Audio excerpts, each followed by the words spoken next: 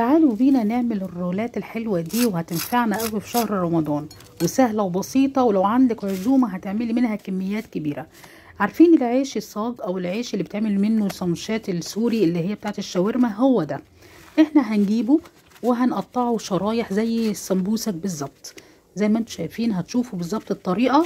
والحشو اللي عندك بقى في البيت تعملي اي حشو ممكن تتخيليه، ان كان فراخ او لحمه او جبنه براحتك، على حسب انت بتحبي الحشو اللي جوه ايه.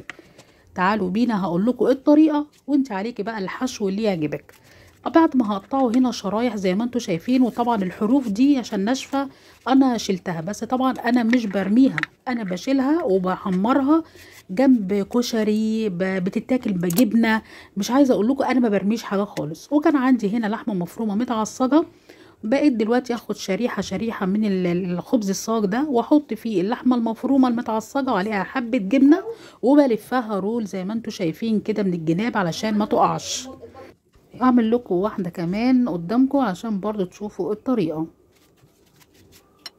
بس طبعا اعملي حساب ان انت هتقفلي الجناب، يعني ما ترفعيش قوي الورقة وانت بتقطعيها، عشان لما تلفي شمال ويمين، يعني اللي هي الجناب ديت، عشان بتقلبيهم على بعض كده عشان تعرفي تلفيها، فتخلي بالك منها.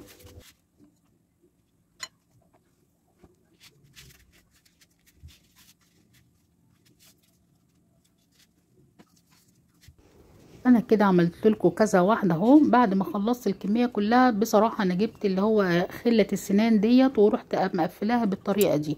هي عشان الجلده بتاعتها ناشفه مرضتش انها تمسك معايا بالدقيق والميه، فعشان كده بس حبيت امسكهم بس كده علشان ما يتفكوش مني وانا بهديهم في الزيت. وبعد كده هفككهم حبه بحبه. دلوقتي بقى المرحله اللي بعدها ان انا عندي بقسماط ناعم زي ما انتم شايفين، وبيض. هي بيضايه واحده على الكميه بتاعتي كانت كفايه، وملح وفلفل كده، وتضربي البيض كويس جدا. وهتبتدي بقى تنزلي بالرولات من البيض للبقسماط. اسهل طريقة ممكن تعمليها وفي انجاز، يعني ممكن تخلي عندك الخبز الصاج ده في الديب فريزر او في الفريزر بتاعك، وقت ما تعوزيه وعايزه تعملي رولات كده وجاتلك عزومه، في ثواني ممكن تعمليه من بالليل وتشيليه تفرزيه وعلى القلي على طول. بصوا انا خدت هنا من البيض للبقسماط، وهخلص الكميه بتاعتي بنفس الطريقه، هرصها في الطبق لغايه لما اخلصها. بصوا منظرها عامل ازاي،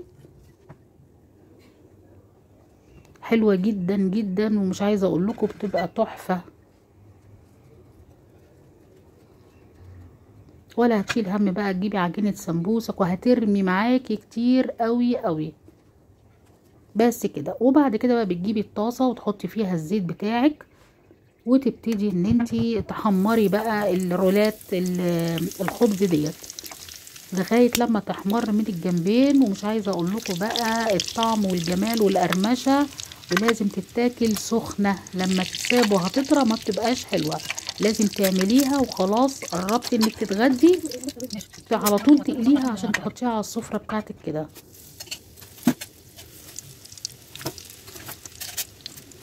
بصوا المنظر عامل ازاي، بصراحة حاجة تفتح النفس، وحلوة جدا جدا زي ما قلت لكم. بس تخلي بالكم وانتوا بتاكلوا عشان الخلة موجودة. وبصوا صوت القرمشة عامل ازاي، والجبنة بقى من جوه بصراحة كانت حلوة. انا بصراحة استخدمت جبنة اللي هي المشللة، حلوة جدا فيها حدوقية، فكانت طعمها حلوة قوي. انتي كمان جربيها وان شاء الله هتعجبك. لو عجبك الفيديو متنسيش في اللايك وشير للقناة.